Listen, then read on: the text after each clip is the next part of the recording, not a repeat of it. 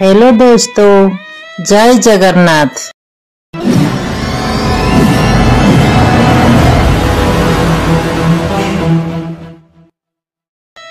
वंदे मातरम।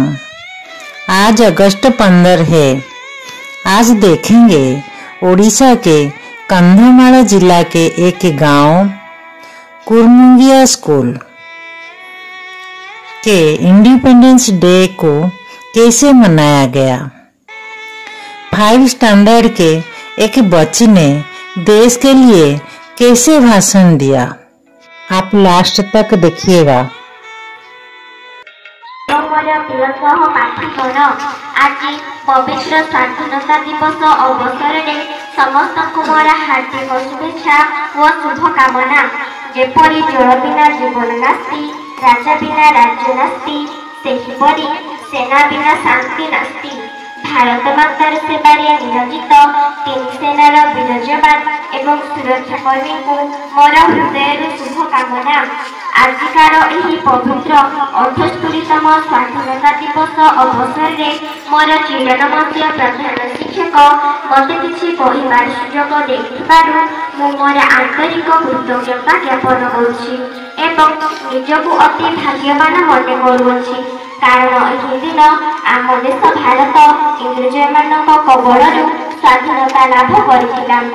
प्रबंधरे अछि जहा नाही भारते ताहा नाही जगते, जहा नाही भारते ताहा नाही जगते। एहार सत्य सत्य समग्र विश्व रे मो भारत माता प्रमाण करी देखै देछि। संपत्ति लाभरे अनेक वैदेशिक शक्ति वाणिज्य करबा छଳରେ एही भारत वर्ष को आसिछंती। भारतीय मानक सरलतार सुयोग नै सेमाने साम्राज्य विस्तार करबाकू मध्य पाश्चात्यापट होइनाहांती। सेमानक मध्यरे वैदेशिक शक्तिशाली गड़ा बेपारी भारत वर्षर निज साम्राज्य विस्तार करबाकू जाई सम्राटर मुकुट पिंधि राजगादी बसी पड़े। मो भाषा इंग्लिश देखला भारत बड़ शेष होगला शासन काल। अंधाराती धरले थाल पलायन कले होइबाल। एही क्रूर शासन पतन पटेवा पाई भारत वर्षर अभिभावक होइथिले अनेक महामानव महापुरुष। सेमानक मध्य थिले जातिर जनक महात्मा गांधी अन्यतम। ताकर अहिंसा थिला स्वाधीनतार अमोघ अस्त्र। जे अहिंसा अस्त्र बलरे समस्ते भारतीय माने अभिमंत्रित होई ब्रिटिश मानकू देशरू विताड़ित करबाकू समर्थन देथिले।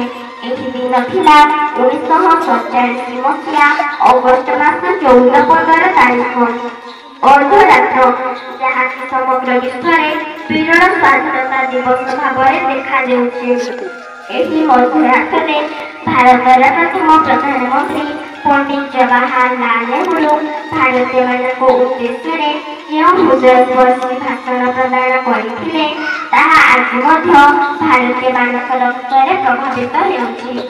आज आम देशर स्वाधीनता पाई जो महापुरुष माने प्राण बलि देइछंती सेमाने आम पाई चिर रहस्य एवं जो माने एही विशाल भारत वर्षर विषाद समय शासन भार ग्रहण करी समग्र देश को एक सुंदर देश रूपे सजाई देइछंती सेमाने आम पाई गौरव एवं पूज्य।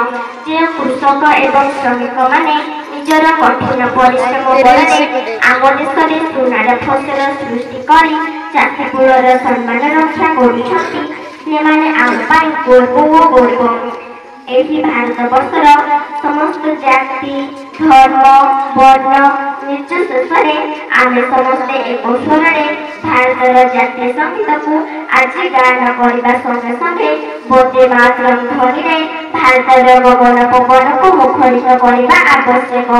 आम प्रिय जातीय ध्वजा त्रिरंगा पताका आम पाई आम स्वाधीनतार प्रतीक।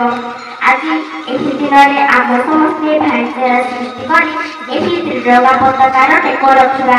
एही त्रिरंगा पताका तले आमे समस्ते शपथ नेबा भारतर अखंड स्वाधीनता को बचाई रखा। आवश्यक पड़े देश पाई जीवन देवाकू आगे आसवा। एतिकी कही मो मोर वक्तव्य शेष करुछि। वंदे मातरम। जय जगन्नाथ दोस्तों।